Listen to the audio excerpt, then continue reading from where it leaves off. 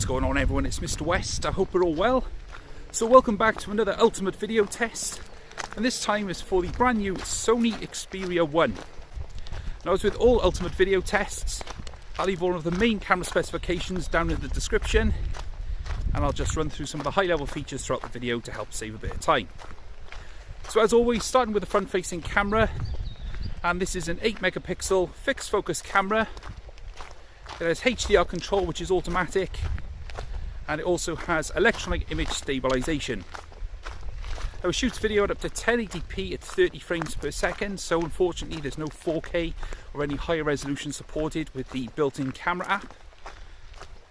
But video is nice and smooth and stable, and from some quick testing, it's also nice and colourful as well.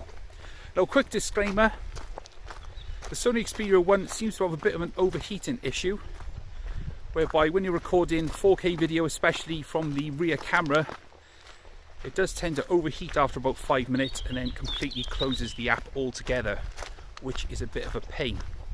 Now, there is an app built into the phone which is called Cinema Pro, but this only allows you to use the rear cameras at resolutions of 2K up to 4K at 30 FPS, so just thought I'd let you know that. So as always then, let's check out exposure and detail around the scene here. It's quite a cloudy day, but there is some bits of sun poking through that. So as I change from here to the clouds, you should be able to see a little bit of detail in the clouds, not too much, so we can see some blue sky there. As the camera moves back to me, the exposure then shifts to allow for exposure compensation. Let's try out the electronic image stabilization with a quick run.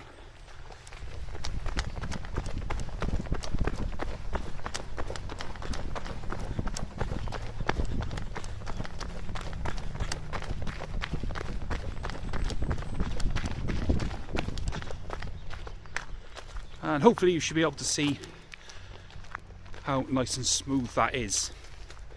So the electronic image stabilization, it can be switched off in the camera settings menu, which is quite handy, and it then looks a bit like this, a little bit wobblier, but very handy if you want to use the phone in a gimbal instead, so you get the full frame of the image without any cropping in on the sensor. So that is the front facing camera then, and I'll switch to the rear cameras and show you what they're all about. Okay, so the Sony Xperia 1 has 3 lenses on the rear, so they're all 12 megapixel sensors, and the first is a standard wide angle sensor, and this can record video at up to 4K at 30 frames per second, and the same goes for the other 2 lenses, which are a 12 megapixel ultra wide angle sensor, which I'll show you later on, and also a 12 megapixel 2x telephoto sensor, and all of them benefit from electronic image stabilization. And there is HDR, now it's proper HDR video, so just go back to standard. Now, as with the front facing camera, the electronic image stabilization can be switched off, but I'll leave it on for the purpose of this test. So from the main wide lens then, let's check out detail and exposure compensation and how it handles different light around different scenes. So you can see as I move from here, we've got the darkness of the trees, and also a slightly brighter area, you can see the compensation for the exposure just subtly changing the image. So let's check out looking straight into the sky, and you can see there it just makes the adjustments very, very quickly, which is great. Slight bit of overexposure in the cloud in front of me there, but it soon corrects itself.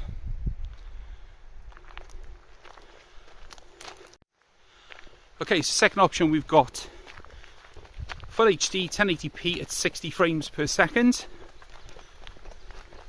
which allows for a little bit smoother movement, you would think. However, as you can see, the phone has got a little bit of a problem with keeping frames consistent, which is a little bit disappointing, I will be honest. With the Cinema Pro app, you cannot record at 60 FPS at any resolution, so you're stuck at 30 frames per second at 1080p. You can see the behaviour of the camera is exactly the same in daylight, regardless of frame rate. But that is a little bit disappointing. It's very, very choppy.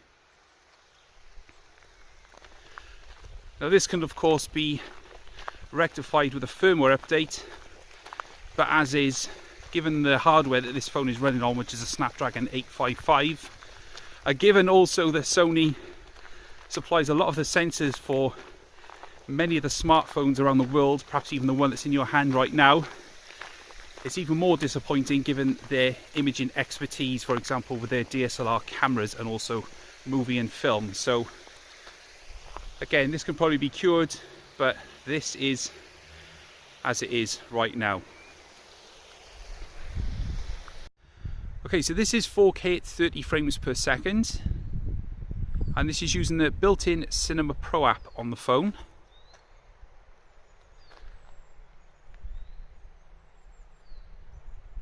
There's still some issues with drop frames, and there's also full manual control over things like ISO and shutter speed. So this is currently 100 ISO with the shutter speed set to manual as well.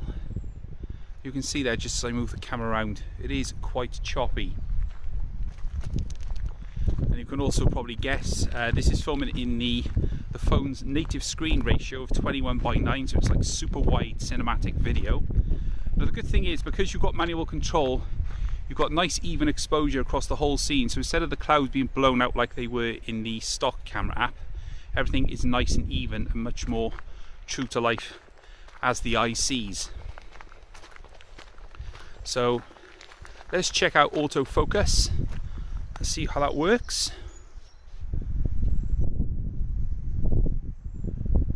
So it's reasonably quick. It's got a nice smooth gradual motion as the sensor moves from background to foreground objects, which is nice. So let's try out the image stabilization.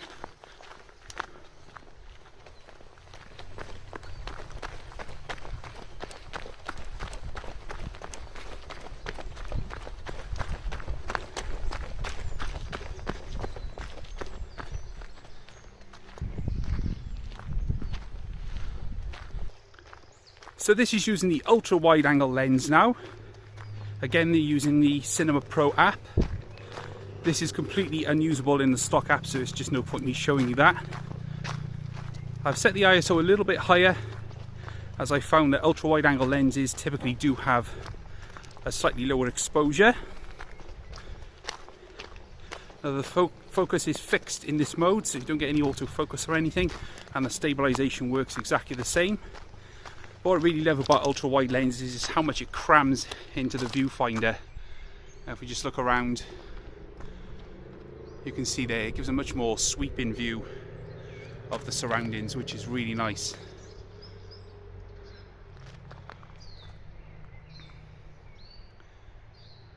Looks great. Still some drop frames in the video.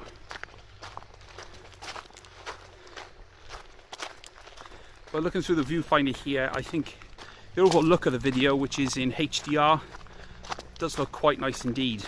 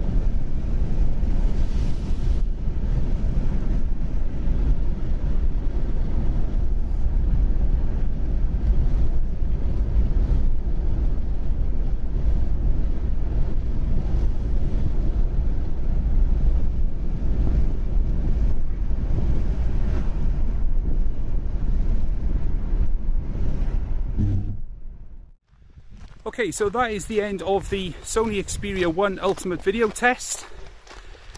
It's mixed results, unfortunately.